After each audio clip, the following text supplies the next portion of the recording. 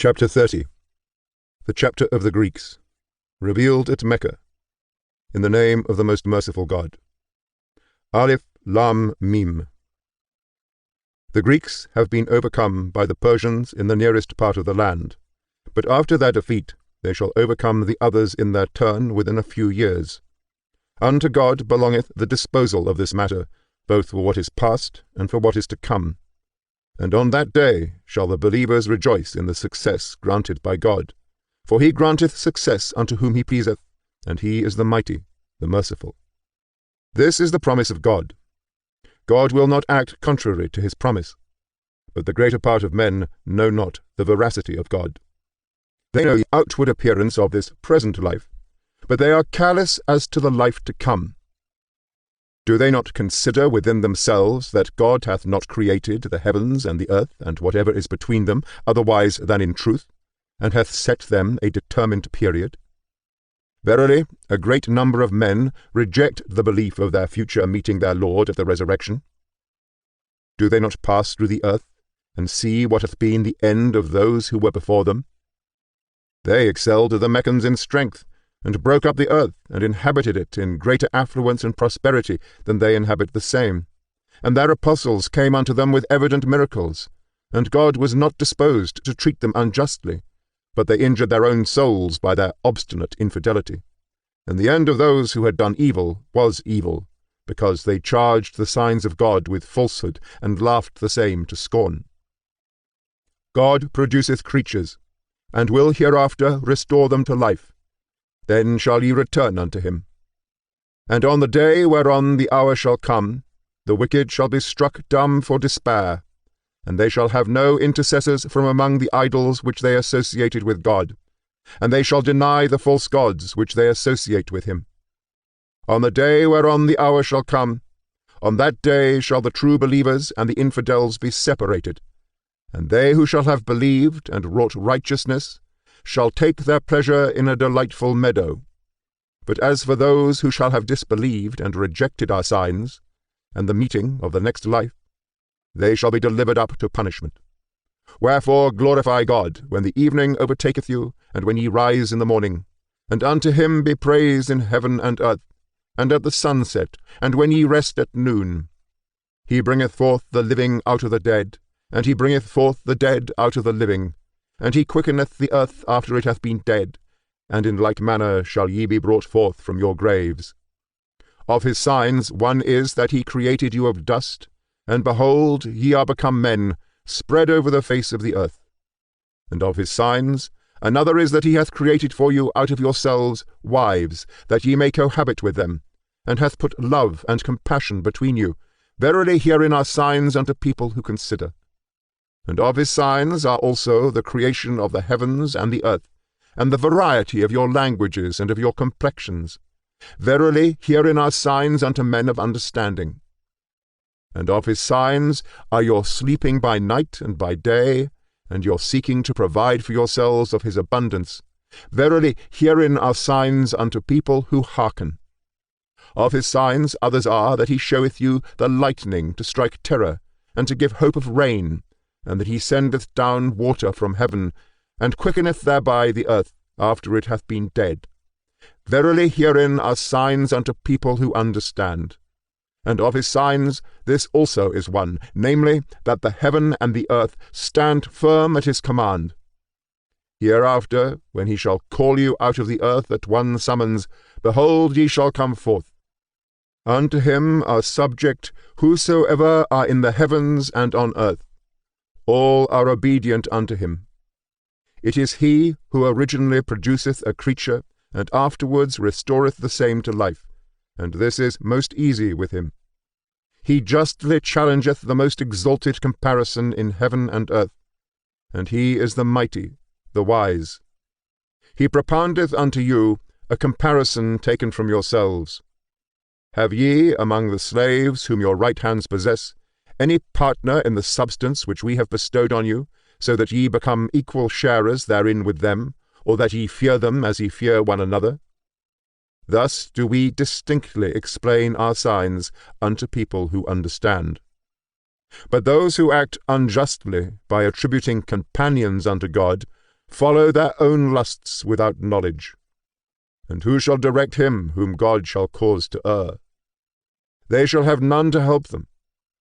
Wherefore be thou orthodox, and set thy face towards the true religion, the institution of God, to which he hath created mankind disposed. There is no change in what God hath created. This is the right religion, but the greater part of men know it not. And be ye turned unto him, and fear him, and be constant at prayer, and be not idolaters. Of those who have made a schism in their religion, and are divided into various sects, every sect rejoice in their own opinion. When adversity befalleth men, they call upon their Lord, turning unto him afterwards, when he hath caused them to taste of his mercy. Behold, a part of them associate other deities with their Lord, to show themselves ungrateful for the favours which we have bestowed on them. Enjoy therefore the vain pleasures of this life, but hereafter shall ye know the consequence.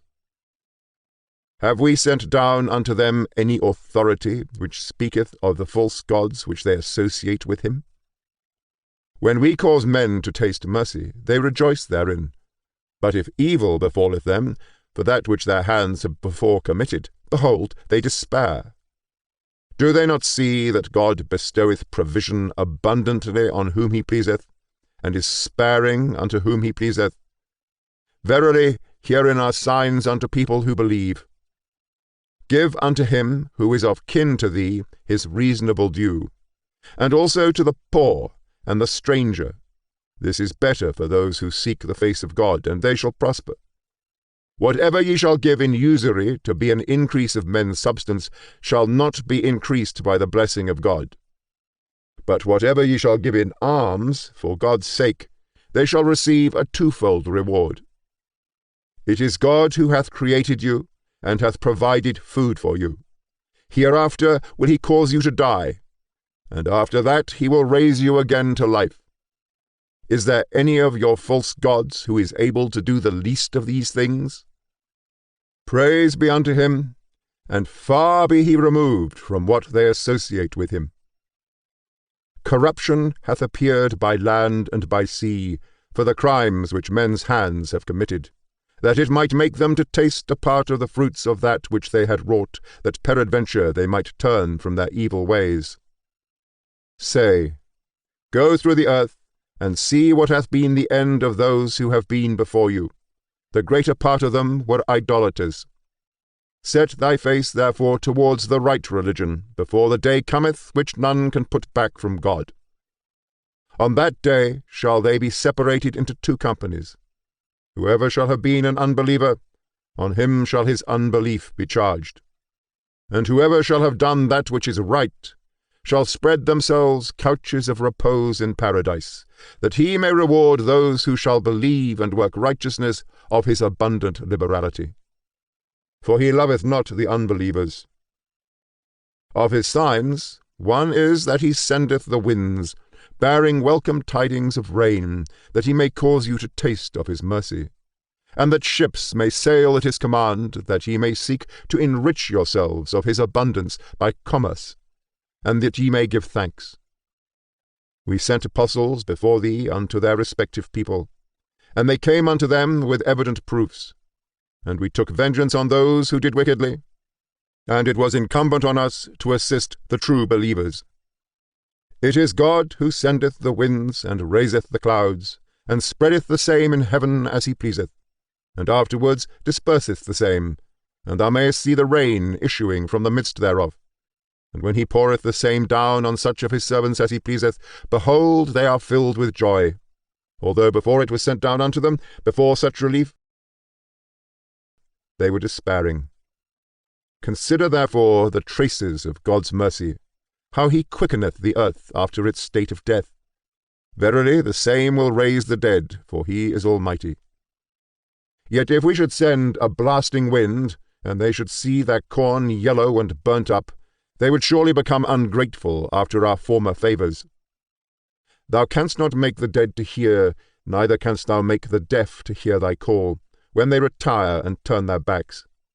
Neither canst thou direct the blind out of their error. Thou shalt make none to hear, except him who shall believe in our signs, for they are resigned unto us. It is God who created you in weakness, and after weakness hath given you strength, and after strength he will again reduce you to weakness and grey hairs. He createth that which he pleaseth, and he is the wise, the powerful. On the day whereon the last hour shall come, the wicked will swear that they have not tarried above an hour. In like manner did they utter lies in their lifetime. But those on whom knowledge hath been bestowed, and faith, will say, Ye have tarried, according to the book of God, until the day of resurrection. For this is the day of resurrection, but ye knew it not. On that day their excuse shall not avail those who have acted unjustly, neither shall they be invited any more to make themselves acceptable unto God. And now have we propounded unto men in this Quran parables of every kind. Yet if thou bring them a verse thereof, the unbelievers will surely say, Ye are no other than publishers of vain falsehoods. Thus hath God sealed up the hearts of those who believe not. But do thou, O Muhammad, persevere with constancy, for the promise of God is true. And let not those induce thee to waver who have no certain knowledge.